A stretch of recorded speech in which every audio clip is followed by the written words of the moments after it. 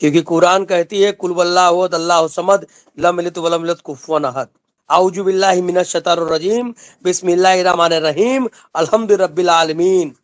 वो कहते हैं कुरान में लिखा है कि जो ईमान को जानता है, जो मुसलमान को पहचानता है, वो ऐसे कामों को नहीं कर सकता। पैसे के लिए ऐसे करती है उस पे लाइव पे, मेरे मेरे चाहने वालों 2 रुपए भेज दो, 5 रुपए भेज दो, 10 रुपए भेज दो। तो मुझे लगता है ये यूट्यूबर ही नहीं बल्कि यूट्यूबर की आड़ में हमारे देश के युवाओं को बरगला रही है। मोमिन मलिक जी अच्छी फाइट कर रहे हैं, अच्छी लड़ाई लड़ रहे हैं, मैं उन्हें भी बधाई देता हूं।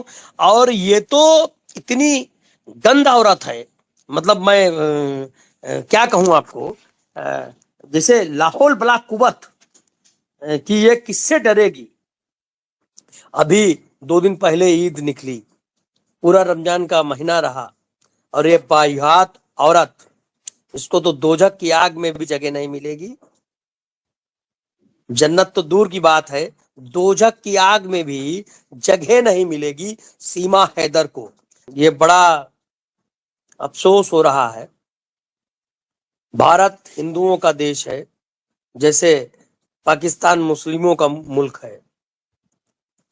ये सीमा नामक जो एक बाहियात महिला है, ये कहां से मोहम्मद सल्लल्लाहु अलैहि वसल्लम, मोहम्मद साहब कहते हैं कि मोहम्मद साहब की हदीस में लिखा है कि एक बूढ़ी औरत के ऊपर, बूढ़ी औरत उन पर कूड़ा डालती थी, और एक दिन जब उसने कूड़ा नहीं डाला तो मोहम्मद साहब ने उसको दवाई दिलाई और वो ईमान ले आई।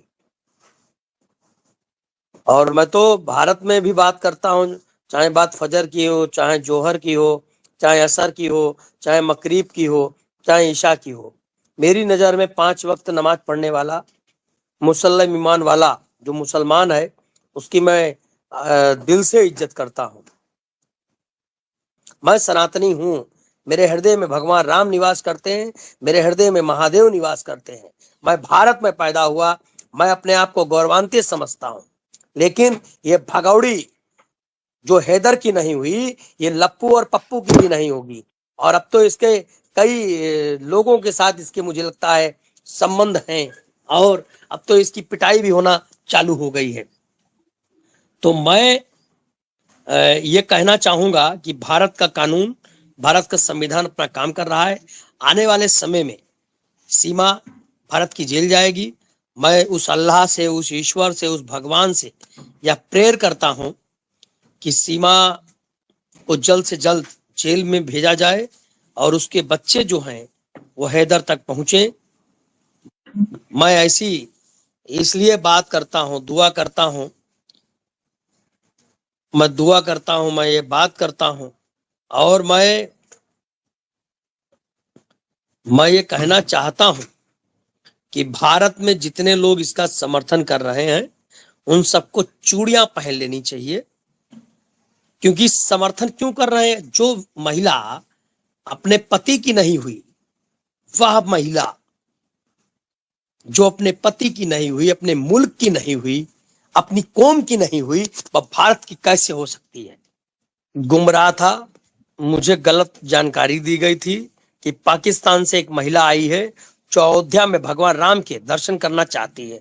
मैंने देश के यशस्वी प्रधानमंत्री आदरणीय नरेंद्र मोदी जी, देश की महामहिम राष्ट्रपति द्रौपदी मुर्मू जी को एक पत्र लिखकर यह अवगत कराया कि सीमा हैदर, जो कि अब सीमा सचिन बन चुकी हैं, या पाकिस्तान में इस पे बहुत जुल्म हो रहे थे, यह एक जुल्मदस्त महिला है, भगवान राम का दर्शन करना चाहती है। लिहाजा भारत सरकार से महाराणा प्रताप सेना का संस्थापक अध्यक्ष होने के नाते मैं यह मांग करता हूं कि सीमा को अयोध्या में भव्य दर्शन कराए जाएं। मैंने पत्र लिखा, प्रधानमंत्री राष्ट्रपति कार्यालय से बाकायदा सुरक्षा व्यवस्था के साथ सीमा को परमिशन मिली, लेकिन ये भगौड़ी, ये टुच्चही औरत, ये नंगीन औरत, ये फ्रॉड औरत, इसने जाने से मना कर दिया।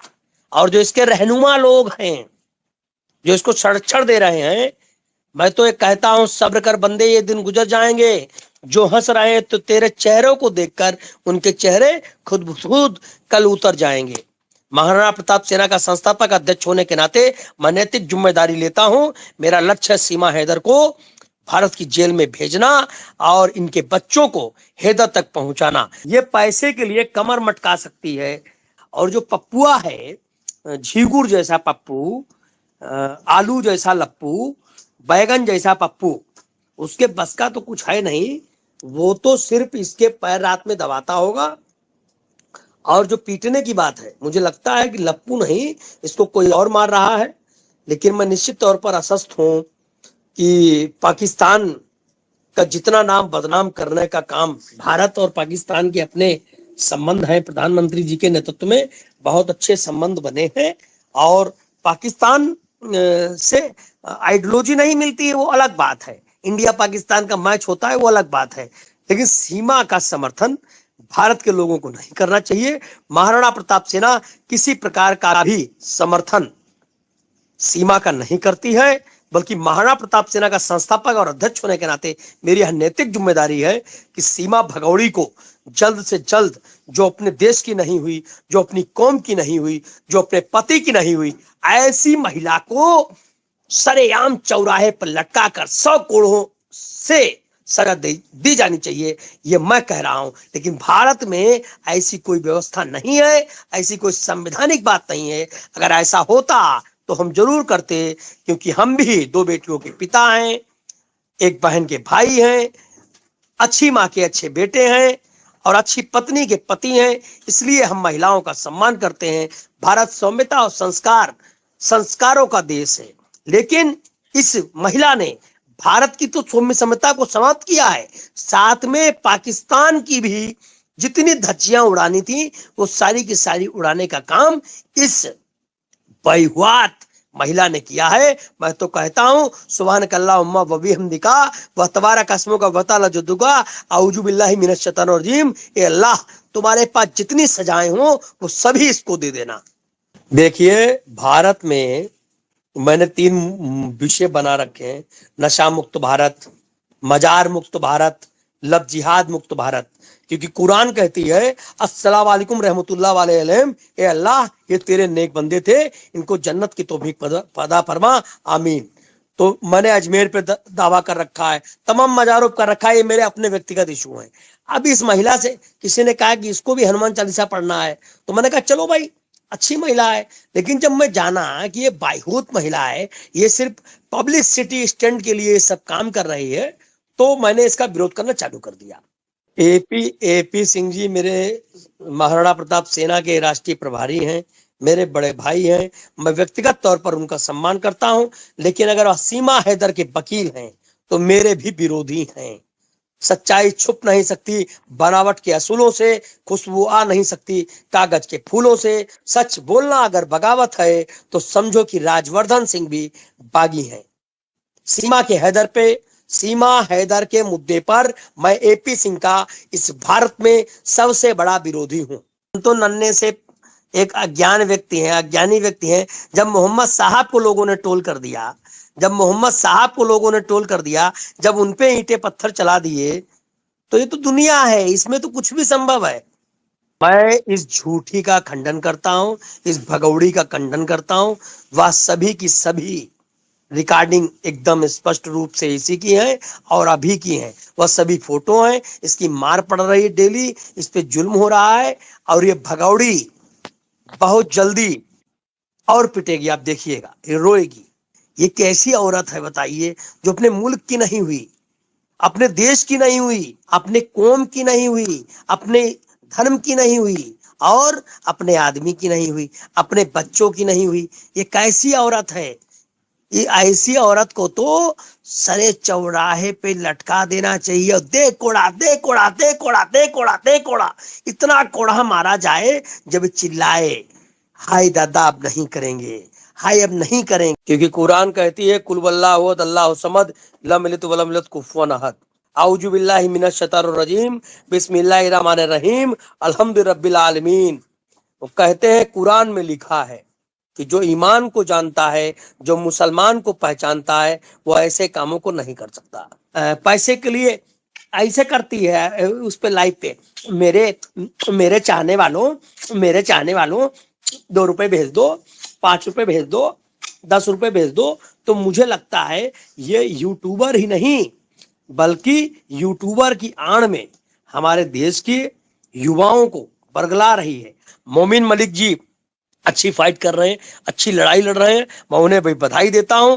और ये तो इतनी गंद औरत है, मतलब मैं क्या कहूं आपको, जैसे लाहौल बला कुवत कि ये किससे डरेगी। अभी 2 दिन पहले ईद निकली, पूरा रमजान का महीना रहा, और ये बाहियात औरत, इसको तो दोजख की आग में भी जगह नहीं मिलेगी।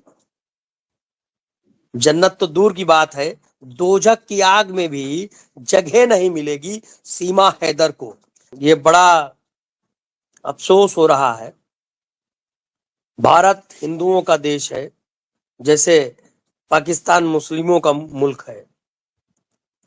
ये सीमा नामक जो एक बाहियात महिला है, ये कहां से मोहम्मद सल्लल्लाहु अलैहि वसल्लम, मोहम्मद साहब कहते हैं कि मोहम्मद साहब की हदीस में लिखा है कि एक बूढ़ी औरत उन पर कूड़ा डालती थी, और एक दिन जब उसने कूड़ा नहीं डाला तो मोहम्मद साहब ने उसको दवाई दिलाई और वो ईमान ले आई। और मैं तो भारत में भी बात करता हूँ, चाहे बात फजर की हो, चाहे जोहर की हो, चाहे असर की हो, चाहे मकरीब की हो, चाहे ईशा की हो। मेरी नज़र में 5 वक्त नमाज पढ़ने वाला मुसल्लम ईमान वाला जो मुसलमान है, उसकी मैं दिल से इज्जत करता हूँ।